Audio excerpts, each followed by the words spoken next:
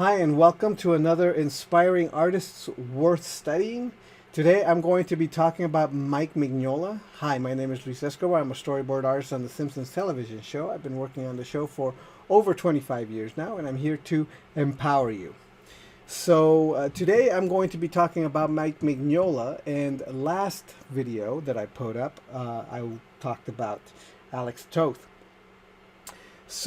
You will see very similar ideas between Alex Toth and Mignola, except that Mignola has taken the whole Toth black and white thing and pushed it to 11.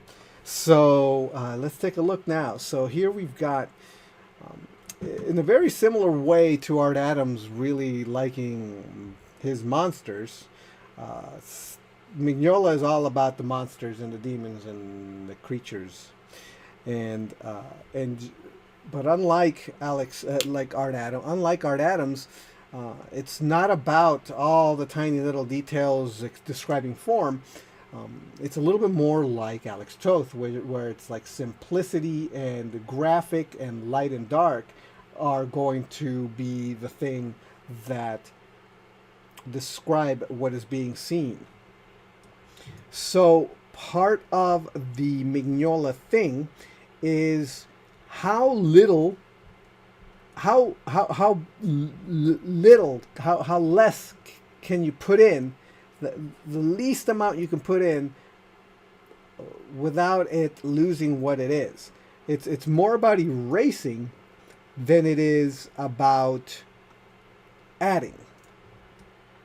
And so we've got some beasts here, some demons, and we're looking at how very clear, very simple his line work is, and the characters are basically broken down into light and dark, and then the minimum amount of line work you can possibly have in order to describe the forms or the shape of the figure.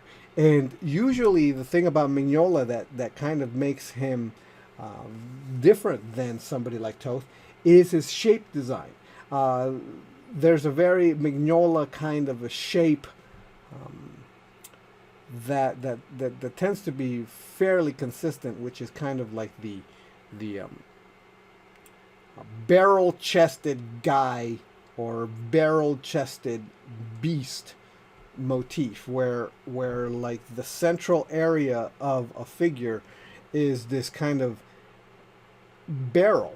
Like there's a barrel here, there's a barrel here, there's a barrel here. Like almost everything that he draws is just this thing with a big barrel shape in the center.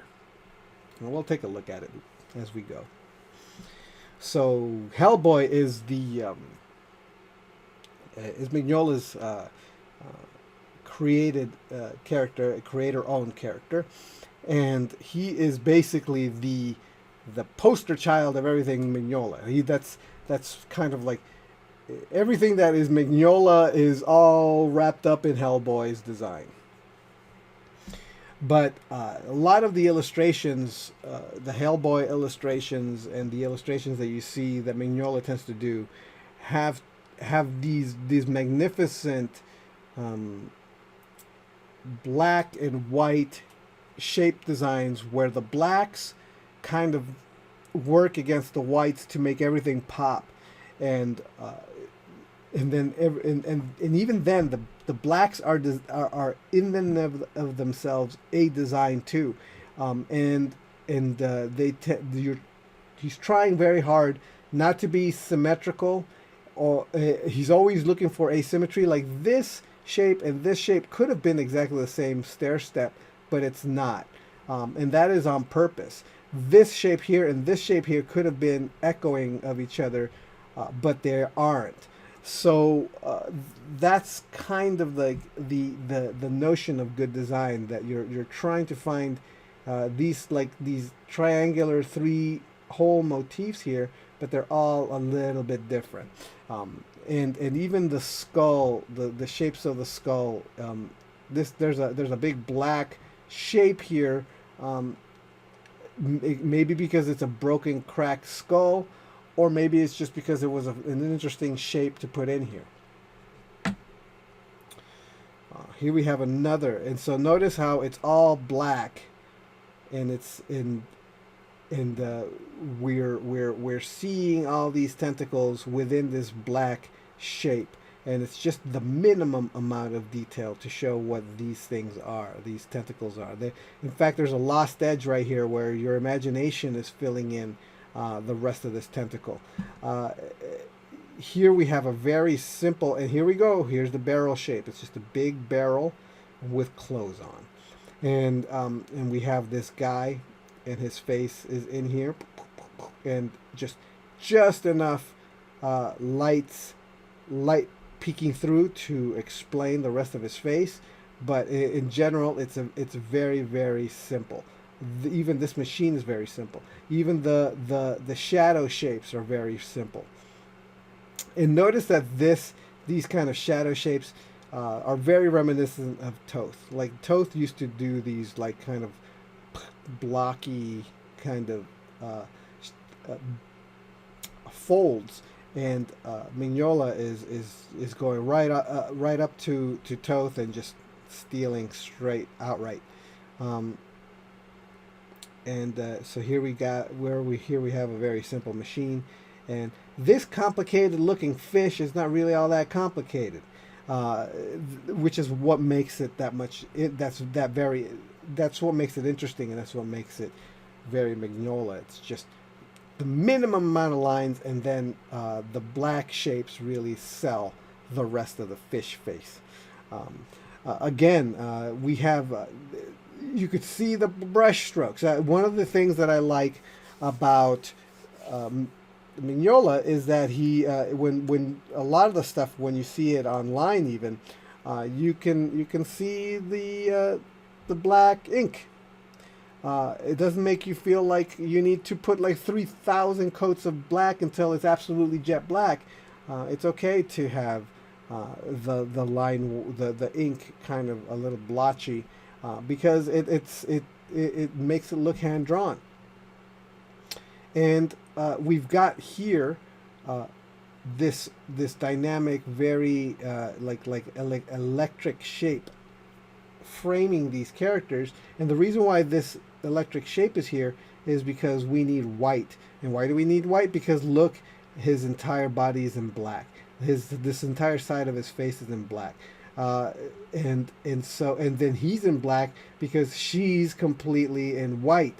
So now we're seeing both of them very, very clearly. Her face happens to be right on his body, so that you can see her white face is framed by his black body, and then right as her hair starts becoming black, that's when there's like a separation. He even left a little artificial line here to separate her hair from the rest of her, from Frankenstein's body. Although I think if he had connected this, it still would have read. And so we have this framing device framing her face, and then this black coat framing her face. And then very simple line work all the way over here. We have some shadow over here, very simple design shadow, and then her arm goes into the darkness, and so that it pops. Really, really good use of black and white. It's very, very simple. There isn't a whole lot of complexity in Mignola's work. The complexity in his work is how little he keeps. That's what makes it complicated. What makes it complicated is how much he has to erase before he loses everything. This is an older work. This is before he left and started doing. I believe this is, or midway through. I don't remember. Anyway, this is not. This is before he over started simplifying stuff, and this is a movie tie-in to Dracula, the Dracula movie tie-in comic. And even then, he was still doing very, very simple graphic designs of these uh, characters. And even this, Gary Oldman, Dracula face. Beautiful, very clear, very clean, no over rendered. Um, it's a very stylized version of the comic, of the movie, that works and is not trying to be the movie. And that's one of the things that really works here. It's not trying to be the movie. It's doing its own thing in its own way, and it works great and it looks amazing. And here we have a Conan, and very fun. Look at this face, very simple face for Conan. Again, this is all about the simplicity and the Mignola shapes. Look at these very stylized looking skeletons,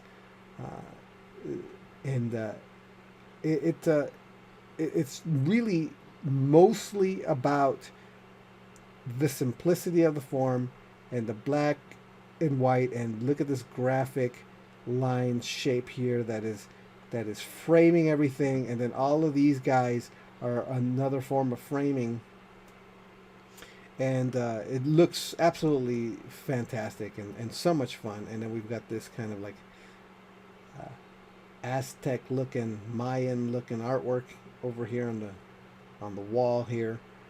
Very simplified looking snake. It doesn't even look all that menacing. It kind of looks like it's kind of going around going, doo, I'm just kind of hanging out. And then Conan's like, I'm going to chop your head off.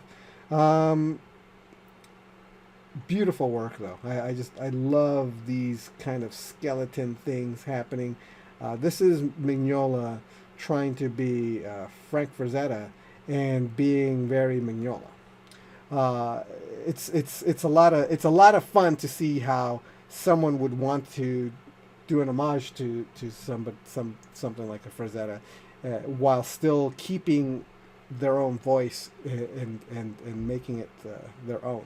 And this is very dynamic, and I just love that there's this white graphic shape here to frame all of it. If you squint, you get that kind of shape. You can see the shape and the silhouettes of all the characters. It's a lot of fun. And then we've got a Batman over here, but full of Mignola things. And we've got a demon over here. We got a crocodile. Oh, this is Killer Croc, I believe. And it's funny. This Batman just looks very much like Hellboy. And we've got this Cthulhu kind of tentacled creature in the back, and a bat that actually looks like a very scary bat. Really good stuff. And again, it's all about the simplicity. It's where can I put and mass in the shape and shape design. And Mignola's black shape designs are naturalistic, but they are stylized. So they do fall the way shadow shapes should fall, and they do describe the dimension of the form that they wrap around. But they are still very designed and thought about very clearly, and so that they also add interest and are beautiful in and of themselves. And we've got a beautiful Hellboy here, done in black and white with the barrel-chested torso. Very clean lines, and just amazing. More Mignola-esque stuff. But you could really tell and really see, if you study Toth, how much he's inspired by and has taken from Toth, while still doing his own thing with it, with these amazing shape designs. The contrast between this thick, giant torso, this small head, this giant arm, and this thin arm, and then the tiny little legs, thin little legs. That's what makes Hellboy such an interesting design and great looking character. And now we're right back to where we started. So that is Mike Mignola. There's a ton of Mike Mignola work out there. There is an art of book that is out of print, and it is very expensive if you're going to want to get that. But I will link to as much of the Mike Mignola work as I can. I have my shelves are full of a lot of Mike Mignola comics. I didn't bring them out because I think it would be redundant at this point, just because they're just comics. So I will link to his work and his comics and his art of books and interviews and that sort of thing in the description of this video. And a lot of that stuff will be affiliate links. So if you buy through the link, I will be getting a little bit of a few cents back. Thank you for your support, and that is it from me. Thank you for watching. I hope this has been educational, and I hope this has been inspiring, and has opened your eyes to a new artist. If you don't know anything about Mike Mignola or Alex Toth or anybody else that I've spoken about. And I will talk to you next time. All right, bye.